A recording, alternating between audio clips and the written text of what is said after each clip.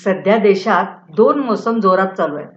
एक म्हणजे सार्वत्रिक निवडणूक आणि दुसरं म्हणजे आंबा. पहिल्या मोसमासाठी प्रचार जोरात चालू आहे. आपल्याच पक्षाला आणि आपल्यालाच का मत द्यावे यासाठी उमेदवार विविध प्रकारे मतदारांना हिरिरीने सांगत आहेत. तर दुसऱ्या मोसमात निवडणूक नाहीच आहे, कारण आंबा हा जनमानसात फळांचा राजा म्हणून गेली कित्येक युग राज्य करीत आहे. इथे निवडणुकीचा प्रश्नच उद्भवत नाही. आमच्या यांनी कुठेतरी लिहिलंय, जे ते तसंच बरंच काहीसे लिहित असतात आणि तसे बरेही लिहितात. ते महाराजात भाग घेऊ देतात ते नक्कीच चांगलं असतं. त्यांनी कुठेतरी हे एक वाक्य लिहिलेलं आहे, जन्म आणि मृत्यू या दोन शाश्वत गोष्टींच्या मध्ये सारे अशाश्वत असते, त्यालाच जीवन असे म्हणतात.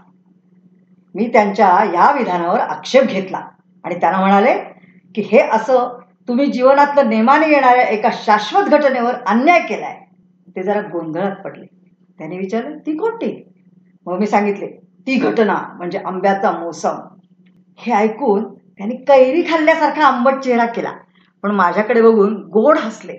त्यांनाही ते पटलं. असो, हा आंबा आपल्या जीवनात येतो तेव्हा आपल्याला काहीच कळत नसते. आपण रांगत रांगत आईच्या मांडीवर बसून आंब्याच्या फोडी खाणाऱ्यांकडे आशेने पाहत असतो.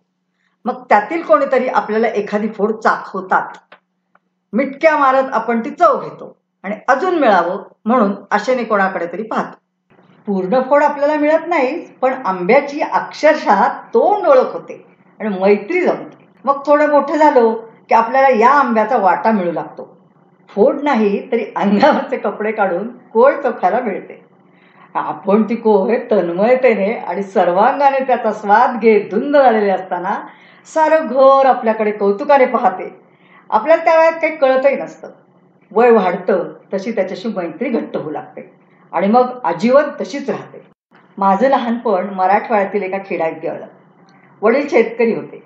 मराठवाडा महाराष्ट्रातील बहुतेक सारे संत तेथेच जन्मले आणि त्यांनी महाराष्ट्राला भक्ती संप्रदायाचं महान देणं दिलं. आता संत म्हटलं की भौतिक आकांक्षा न ठेवणारे योगी, त्यामुळे की काय हा सारा भाग दुर्लक्षित राहिला. आधी निजामशाहीत होता म्हणून आणि स्वातंत्र्यानंतर महाराष्ट्राच्या राजकारणात योग्य स्थान मिळालं नाही म्हणून. असो, तो विषय नाही. आमच्या गावात आंब्याची झाडं होती. हिवाळा संपत आला की त्याला मोहर यायचा आणि मग हिरव्या कैऱ्या लोंबकळू लागायच्या.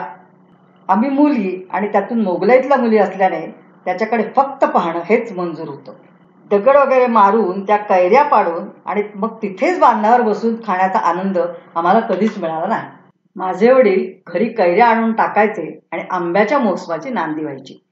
चैत्री प्रतिपदा झाली की हळदी कुंकू, मग आंबेडाळ, पन्ह या रूपाने आंबा हळूहळू प्रकट होऊ लागे. मग काळाची एक एक पायरी चढत पायरी आंबा घरात यायचा. घर त्याच्या मधुर सुवासाने दुमदुमून जायचे. नंतर मग पोटामध्ये भुंगा लपवलेला निमुळत्या आकाराचा पिवळसर रंगाचा तोतापुरी. पण खरं सांगू का, मला तो आंबा म्हणून कधीच भावला नाही. म्हणजे मला स्वतःला बरं का, ज्यांना आवडतो त्यांच्या भावना मला दुखवायच्या नाहीत. खेडेगाव सुटलं आणि आम्ही औरंगाबाद शहरात आलो. म्हणजे जरा मोठं गाव मिळालं. इथे देखील आमच्या आंब्याच्या चवीने पायरी ओलांडली नाही. हापूस नावाचा आंबा असतो हे फक्त ऐकून माहिती होते. तो काही समृद्ध वर्गातील लोकांकडेच यायचा. कधी क्वचित खायला असेल, पण त्याची खरी ओळख झाली ती विवाहानंतर मुंबईत आल्यावरच. म्हणजे बघा, सामान्य कुळातील एखाद्या व्यक्तीला तिचा राजघराण्यातील व्यक्तीशी जवळून परिचय झाला की कसे अप्रूप वाटते, तसे मला झाले. काय तो त्याचा दिमाग, काय तो रंग, काय ती चव, आहा. आणि इथं जी हापूसची मैत्री जमली ती कायमची. म्हणजे परत तेच बोलते, क्षमा करा, मी पायरी सोडली नाही नाही नाही, हे बरोबर नाही. म्हणजे ती पायरीच. तो रस, त्या पुऱ्या आणि ती बटाट्याची भाजी. खरं तर पायरी सोडली नाही तर सुटली, कारण मुंबईमध्ये पायरी आंबा मिळतच नाही असे कळले. असू देत, आपण आता ना हापूस की नाही जरा बाजूला ठेवूया आणि परत मागे जाऊया. आंबा हे फार प्राचीन फळ आहे. म्हणजे संस्कृत साहित्यात देखील त्याचा उल्लेख येतो. मोहरलेल्या आम्रतरूंचं वर्णन केल्याशिवाय संस्कृत नाटककार, कवी यांचा वसंत ऋतूमुळे सुरूच होत नाही.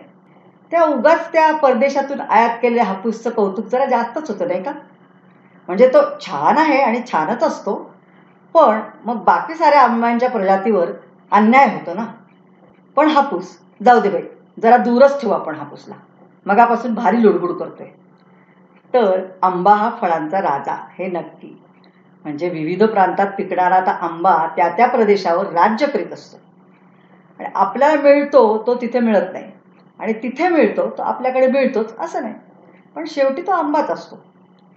किती म्हणून जाती त्याच्या. सहज म्हणून गुगल्याला हा हा तोच तो चुगलखोर गुगल, त्याला विचारले तर त्याने पाऊसच पाडला. त्याने सांगितलेल्यापैकी कितीतरी नावे माहीतच नव्हती.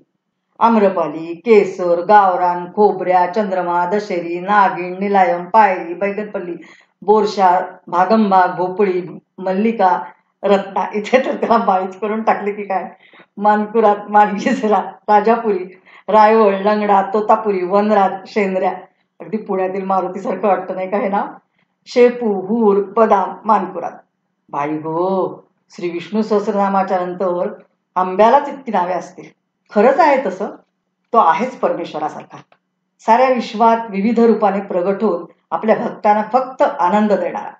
पण त्याचा मोसम असतो ना, तेवढेच दिवस तो असतो. निसर्गाची हीच तर खरी गंमत आहे. आपल्या शरीराला ज्या ज्या हवामानाला जे झेपतं ते त्या ऋतूमध्ये पिकतं. त्यातील वसंत ऋतू हा तर ऋतुराज.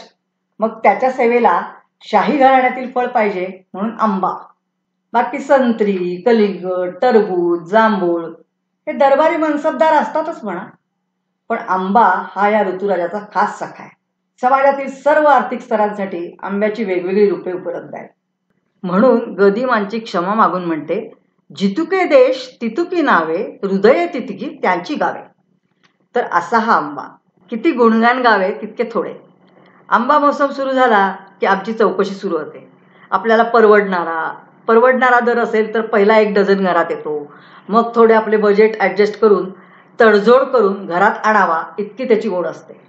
पण परवाच माझ्या बहिणीकडून समजले की काही लोक अक्षय तृतीया होईपर्यंत आंबा खातच नाहीत.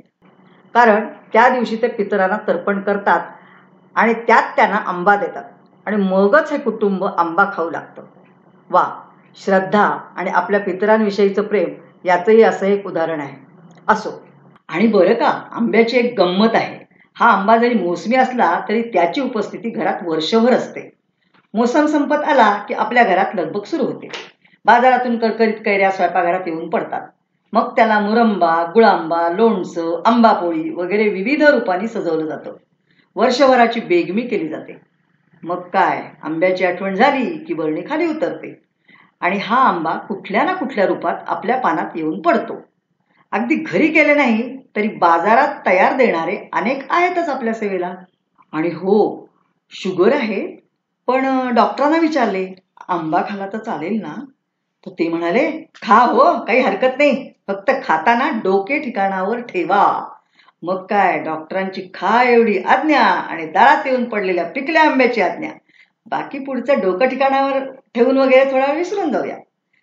जो होगा वो देखा जाएगा, लेकिन आंबा नहीं छोड़ा जाएगा. चला तर मग घरात असतील तर खायला घ्या, नाही तर पिशवी घेऊन बाजारात जा आणि आंबे आणा. आणि हो, सर्वांना आंबा ऋतूच्या हार्दिक शुभेच्छा. तुम्हाला आवडतो, उपलब्ध आहे तो आंबा तुम्हाला उदंड लाभो हीच परमेश्वराजवळ प्रार्थना.